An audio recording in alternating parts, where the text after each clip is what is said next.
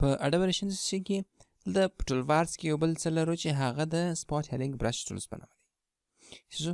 مخکې درسو کې مو پینټ برش ټول او همدارنګه نور سلیکشن ټولز مو هم وایي چې اوس په دې کې یو بل څه دی چې هغه د سپاټ هیلینګ برش ټولز په نامه دی چې دا عیناً فوټوشاپ ته ډېر ورته دی. عیناً هماغسې کار کوي لکه څنګه چې په فوټوشاپ کې کار کوي.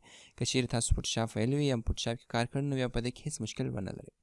ښه زه راځم د میډیا براوزر له لارې کوم اډیو کلیپ را خلاصوم او پر هغه ډبل کلیک کوم تر څو هغه ماته په یو فارم همدارنګه سپیکټرل ډسپلی فریکونسي کې راته اوپن سي. نو په دې اډیو کلیپ کې وګورئ یو میوزیک دی او د میوزیک تر څنګ د یو کوم کس د یو چا ټوخی په کې ریکارډ شوی دی.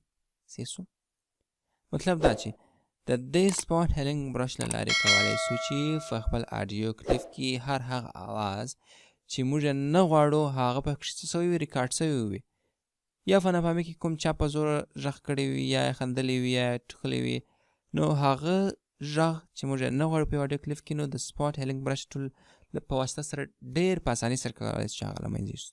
مثال په ډول زه به راسم دا ځای به تاسو ته پلی کړم چې تاسو ته معلوم شي. ښه زه به والیم یو څه قرار کړم.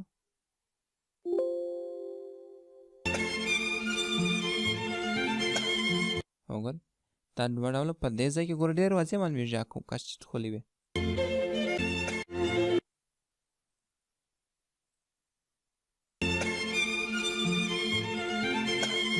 وګورئ دا اواز پکښې کې راغلی دی. نو اوس زه دا نه غواړم چې راسي دا ډیلیټ کړم.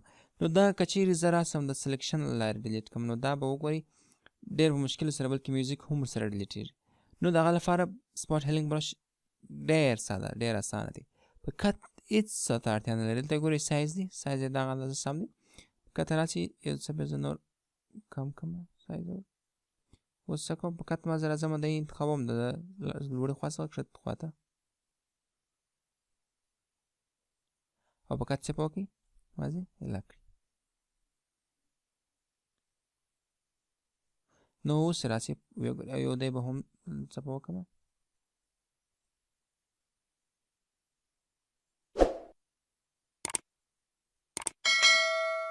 ګورئ ځینې ځایونه په لومړي ځل سره نه دغه کوي نو هغه بیا دوه یا درې ځلې او اوس راسي وګورئ فلی کوي او ورته متوجه سي.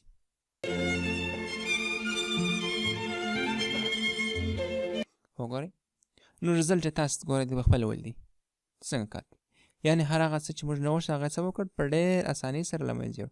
ګورئ بل ته په دې ځای کې پام وکړئ ګورئ دا میوزیک یې نه دی ډیلیټ کړی بلکې یوازې هغه مشخص ځای چې موږ انتخاب کړی و هغه اضافي اواز چې یوازې هغه ګوره له منځه یوړ ډېر په اسانۍ سره. دا موږ که چیرې د بلې لارې څه وکړو نو دا به ډېر په تکلیف سره وي خو د سپاټ هیلینګ برش لارې ډېر ته اسانه دی. نو دا د سپاټ هیلینګ برش ټول کار دی. نو تاسو کولی شئ چې په خپل یو اوازونه ریکارډ کړئ یا خپل داسې که چیرې کوم اډیو کلیپونه تاسو لرئ ستاسو په پروډکشنو کې یا نورو ځایو کې په هغوی کې داسې اضافي اواز ریکارډ شوي چې تاسې نه غواړئ نو هغه د دې ټولز له لارې ډېر په اسانۍ سره له منځه وړلی شي. خو دې دپاره موږ نور مختلف افیکټونه هم لرو چې یو اضافي اوازونه څنګه کولی شو د یو خپل اډیو کلیپ څخه له منځه یوسو یا ډیلیټ کړو. هغه بیا افیکټو ته دی چې افیکټو ته درسونه بیا وروسته روان دي.